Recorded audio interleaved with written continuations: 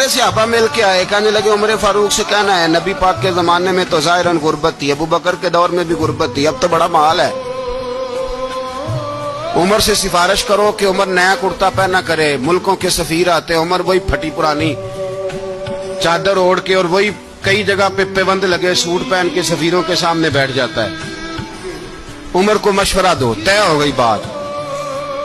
سب نے جب مشورہ دے لیا تو سارے کہنے لگے یہ بتاؤ شیر کی مونچھ کو ہاتھ کون لگائے گا, کہنا کس نے ہے, بندہ بھی تو ڈھونڈو نا.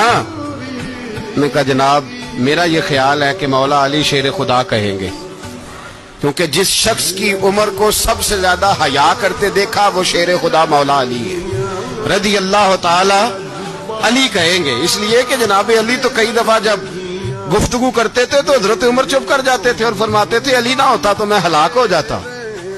تو کہا علی سے کہو. جناب علی شیر خدا کو بلایا, کس کام کے لیے جی؟ اللہ اکبر.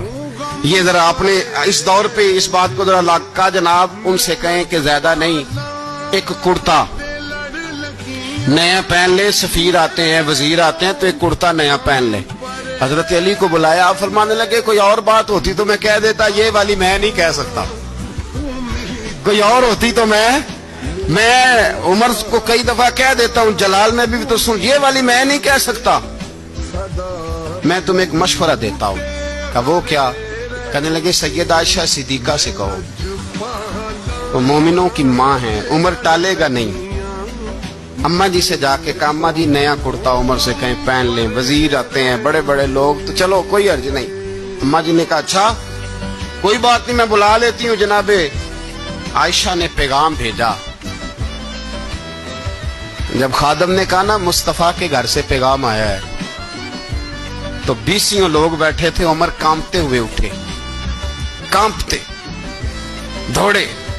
حضرت عائشہ پردے میں تھی تو فرماتی ہیں عمر اتحیات کی حالت میں بیٹھ گئے. کہا اماں جی دیر تو نہیں ہو گئی مجھے آنے میں؟ کہا نہیں ٹائم پہ آ گئے ہو. کس لیے بلایا تھا؟ کہا عمر دیکھو غربت کے معاملات اور ہوتے ہیں, جب اللہ آسانی دے تو کوئی چیز استعمال کرنا حرام نہیں ہوتی, اگر حرام ہے تو بتاؤ. کہا نہیں اماں جی حلال ہی ہے. تو فرمایا پھر اتنے سفیر آتے ہیں مشیر آتے ہیں, اب تو مال غنیمت بڑا آتا ہے, ڈھیر لگ جاتے ہیں مسجد میں, تو چل ایک نیا کرتا تم بھی پہن لیا کرو, اور آپ نیا کرتا پہنو گے تو دھاک بیٹھے گی غیروں پر. تو صحابہ کا مشورہ ہے کہ آپ نیا لباس پہنے. اماں جی کہتی ہے میں نے حکم دیا تو عمر چپ کر گئے, گردن جھک گئی. تھوڑی دیر کے بعد سیدنا عمر فاروق نے سر اٹھایا تو داڑھی پہ آنسو گر رہے تھے, رو پڑے. کہنے لگے پاک محبوب کی پاک بیوی جیسے حکم کرتی ہو میں حاضر ہوں, پر مجھے وہ والا لباس پہنانا جو میرے مصطفیٰ نے پسند فرمایا ہے. اگر یہ رنگ رسول پاک کا ہے تو میں حاضر ہوں, اور اگر نبی پاک کا نہیں تو پھر جیسے آپ حکم کریں. جناب عائشہ کہتے ہیں عمر روئے تو میں زیادہ روئی, میرا پلو بھیگ گیا آنسوؤں سے. میں نے کہا عمر آپ جائیے.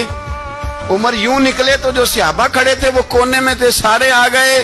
کہا اماں جی کیا بناؤ؟ فرمایا بھائی تم سب جو باتیں کہتے ہو وہ اپنی جگہ ٹھیک ہیں, پر عمر جو بات کرتا ہے وہ سب سے زیادہ ٹھیک ہے.